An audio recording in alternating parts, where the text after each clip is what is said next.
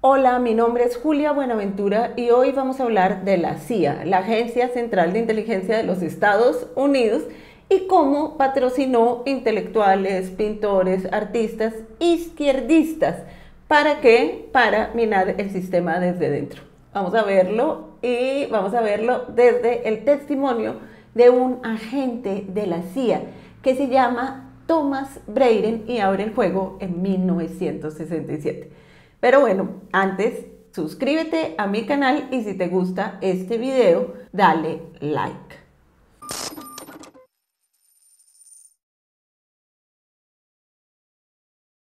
Muy bien, Thomas Brayden es un agente de la CIA, aquí les muestro la foto, que viene de la OSS, el antiguo servicio secreto de los Estados Unidos durante la Segunda Guerra Mundial. Brayden le gusta tanto la guerra que cuando comienza la Segunda Guerra Mundial y Estados Unidos no está en la disputa, se enlista en el ejército inglés. Y va a ser después, cuando Estados Unidos entra, que Brayden se enlista en su propio ejército. Esto es, él ya conoce el servicio secreto, o sea, él va a trabajar desde allí.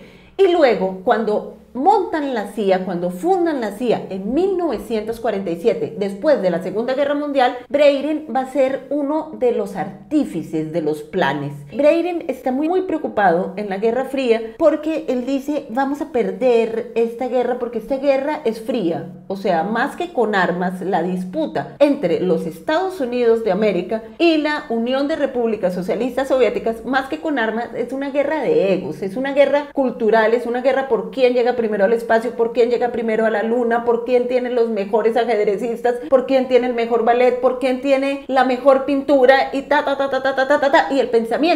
y el pensamiento filosófico de Occidente estaba montado antes de la Segunda Guerra sobre una filosofía de izquierda. La pintura, la filosofía eran de una base marxista. Entonces, ¿cómo entramos a lograr que este pensamiento se vuelva a nuestro favor? Y para eso no es necesario que deje completamente de ser de izquierda, sino que se oponga al comunismo. Con eso nos basta, dice Brayden. Pero para hacer eso no podemos hacerlo de frente, porque nosotros como Estado, como Estados Unidos y mucho más como Agencia Central de Inteligencia, no podemos patrocinar filósofos, artistas, pintores comunistas. Entonces, ¿qué se le ocurre a Brayden? Vamos a ver. Brayden pasa entonces de la OSS a la CIA, y en la CIA propone hacer un plan para filtrarse en los movimientos de izquierda internacionales. Y bueno, propone su plan, le dicen que no pueden hacerlo, que es completamente ilegal. Sí, ya vamos a ver lo que propone. Y él pasa su carta de renuncia. Cuando pasa su carta de renuncia, el jefe le dice, no, Brayden, no te vayas, vamos a hacerlo, pero a escondidas. Y bueno, ¿hacer qué? Hay 7 organizaciones en el plan de Brayden que Brayden dice que hay que minar por dentro. Vamos a ver esas 7 organizaciones. La primera es la Asociación Internacional de Abogados Demócratas. ¿Por qué? Esta Asociación Internacional de Abogados Demócratas estaba denunciando que los Estados Unidos había arrojado sobre Corea del Norte canecas llenas de mosquitos contaminados. Eso era verdad. Entonces, Brayden dice, nosotros no podemos decir que es mentira, nosotros no podemos, ¿qué podemos hacer? Podemos hacer una organización paralela o podemos entrar en la organización y darles plata para que cubran otras noticias. Por ejemplo, cómo Corea del Norte es muy mala y muy perversa con sus propios habitantes. Segunda organización, el Consejo Mundial de Paz. El Consejo Mundial de Paz había logrado firmar un acuerdo en Estocolmo y tenía una reputación mundial y estaba consiguiendo minar cualquier plan bélico. Luego había que minarlos a ellos. La tercera organización, la Federación Democrática Internacional de Mujeres, había que organizar una federación paralela y llevarse a los cerebros a esa organización. ¿Por qué? Porque esta Federación Democrática Internacional de Mujeres quería impedir la guerra para que los hijos no fueran enlistados.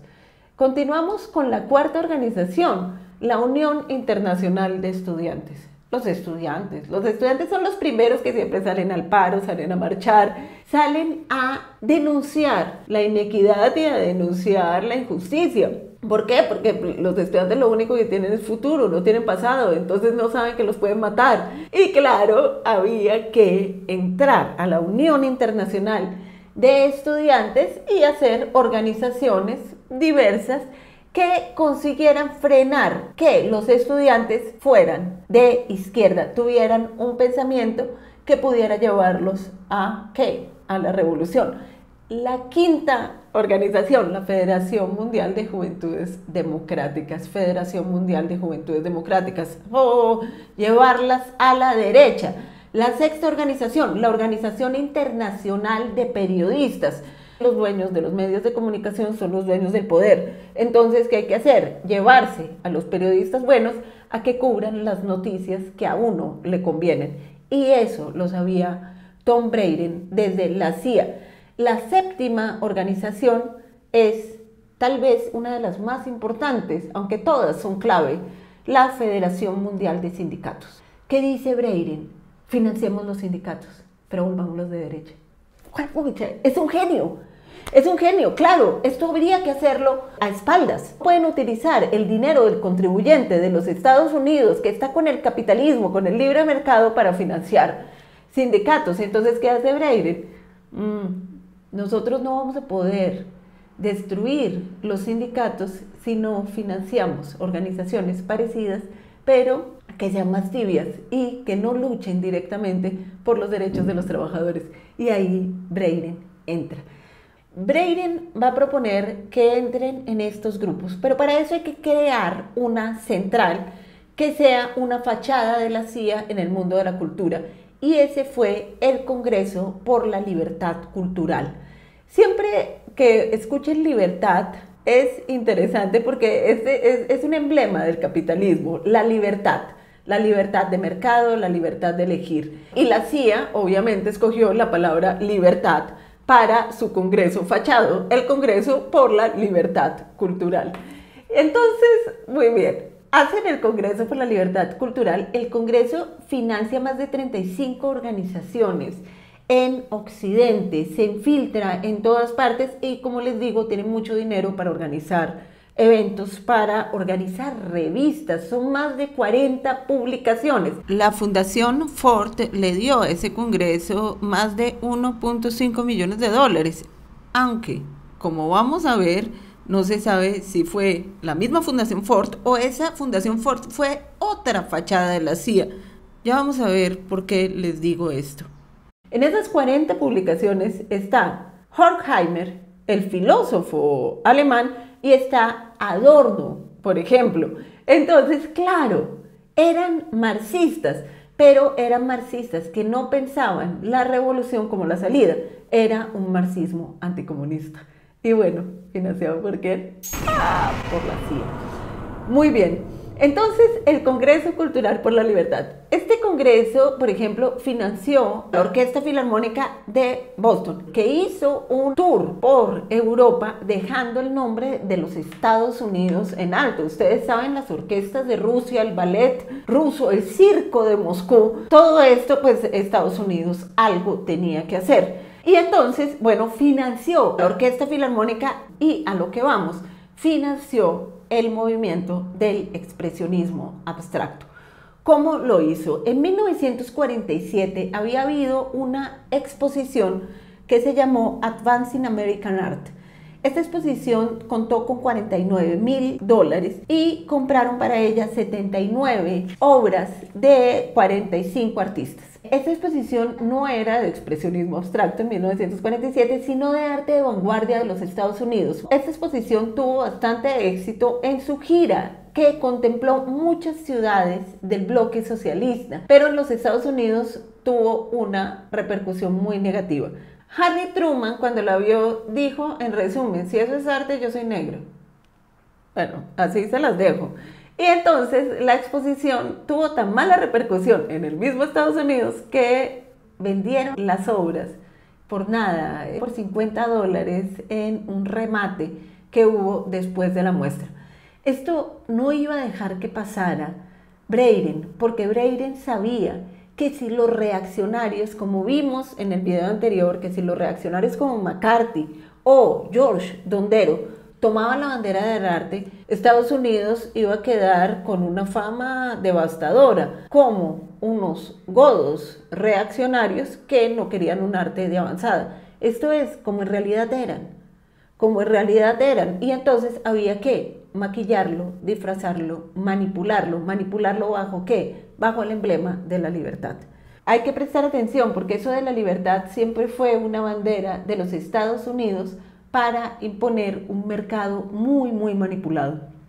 Entonces, una de las nuevas exposiciones que sacan bajo el plan de Breitling es The New American Painting de 1958. Está Basiotes, está Pollock, está Willem de Kooning, está Gorky, y esta exposición va a ser una gira ya no por los países socialistas, sino por los países que son simpatizantes de los Estados Unidos durante la Guerra Fría. Va a Basel, a Milán, Berlín, Bruselas, París y Londres. Esta exposición es un éxito y para su gira muchas de estas ciudades de los museos contribuyen. Sin embargo, cuando va a llegar a Londres, la Tate dice que no tiene ni dinero para costear los gastos. Y entonces, ¿qué hace Breitling? Breitling lo dice en el artículo del 67.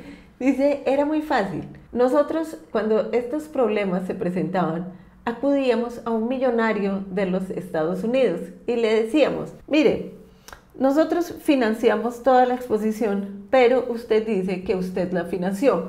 Y con esto conseguimos demostrar que incluso el arte de los Estados Unidos es financiado por nuestros millonarios. ¿Qué más demostración de libre mercado que esa? Y entonces llamaron a Julius Fleischmann, que era un millonario con una reputación muy buena, un gran empresario. Le dieron la plata y él dijo, claro, yo decidí financiar los seguros y el embalaje y el transporte de la exposición New American Painting en la Tate Gallery de Londres, porque no íbamos a dejar a Londres sin ver la nueva pintura norteamericana. Y este método, dice Breitling, lo hacían regularmente. Cada vez que se necesitaba financiar algo, pues o era a través del Congreso por la libertad de la cultura o a través de un millonario que se ofrecía a financiar asuntos y no había ningún millonario, no iban a soltar plata para eso, era la CIA. Entonces, fíjense lo interesante porque muchos pensamos que el expresionismo abstracto había sido producto del libre mercado, que el arte de los Estados Unidos había sido el producto del libre mercado, simplemente eran millonarios que lo compraban. Pero no, el motor inicial fue más que la CIA, el Estado. Esto es, fue una vanguardia estatal, como lo fue el muralismo mexicano, que fue financiado por el Estado porque los muros eran estatales. Entonces, todo lo que ellos critican, que es que el Estado financie las iniciativas privadas, es lo que están haciendo para demostrar que el Estado no debe financiar las iniciativas privadas. ¿Me entienden la trampa? ¿Me entienden la trampa? Porque es que hay maldad acá. O sea, es un problema ético. Y frente a esto, Breitling decía, me complace que la CIA haya sido inmoral. Fue bueno forjar un arma así. En mi opinión, entonces y ahora era imprescindible. ¿Fue inmoral, incorrecto, vergonzoso? Solo en el sentido de que la guerra en sí misma es inmoral, incorrecta y vergonzosa. Y bueno, él lo deja claro, sí, fue inmoral, incorrecto y vergonzoso. Y no hay razones para ser inmoral, incorrecto y vergonzoso. Y para engañar a todo el mundo del arte de esa forma. Entonces, ¿qué pasó? Estados Unidos se apropia de la abstracción.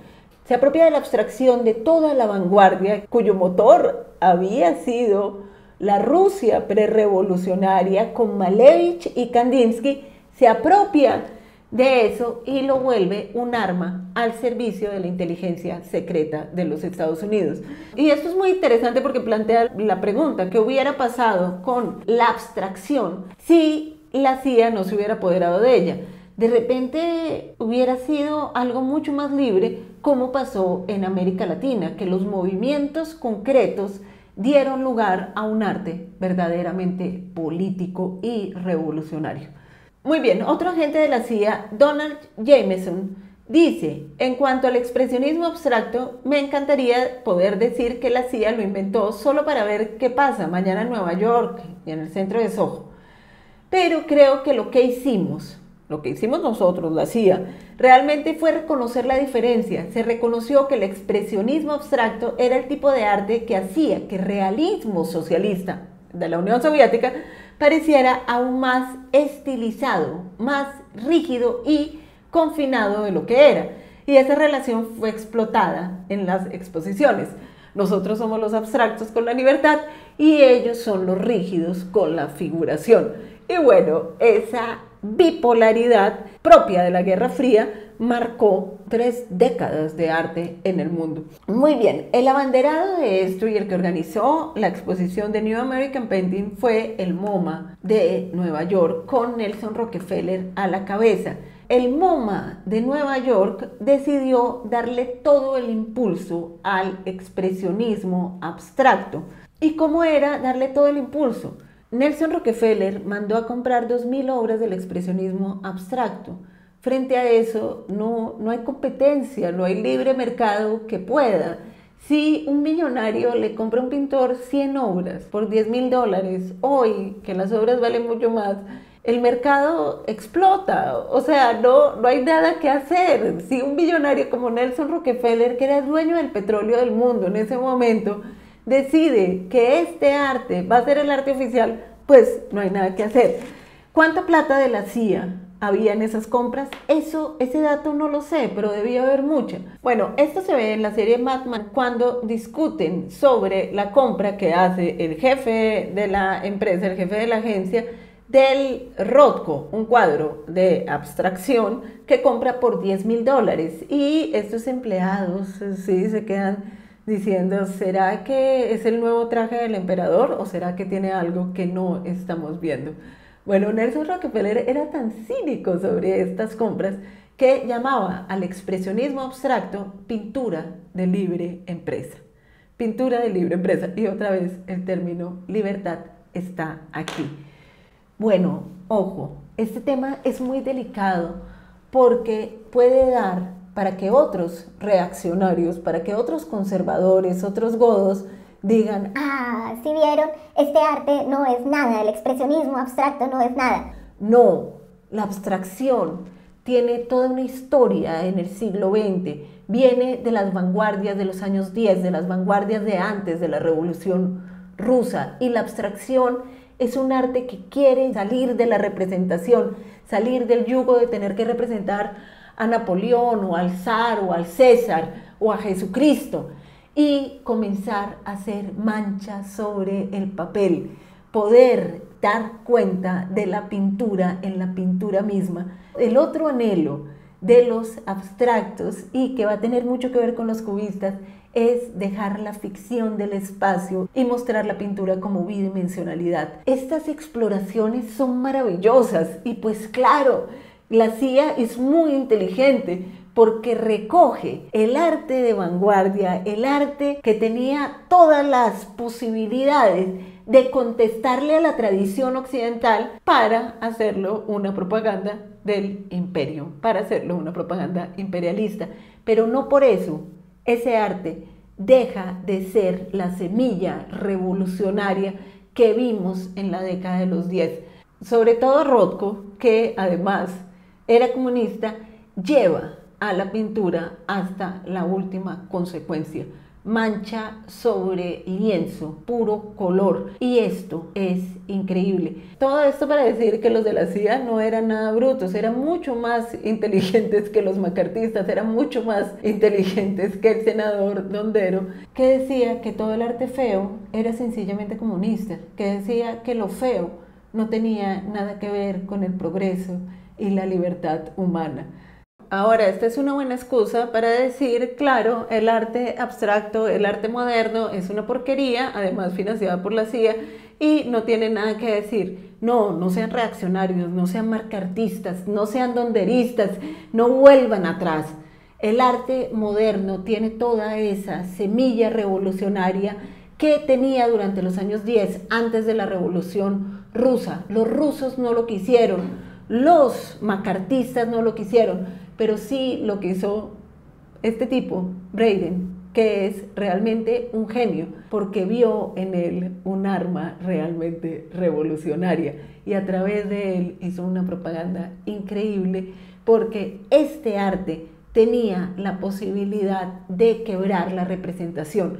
Que lo haya usado la CIA como propaganda imperialista no significa que todo sea una porquería, significa que ahora tenemos que afinar el juicio y separar el lodo de las perlas, porque hay mucho lodo, pero hay muchas perlas.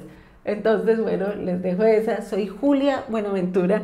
Suscríbete a mi canal y si te gusta este video, dale like.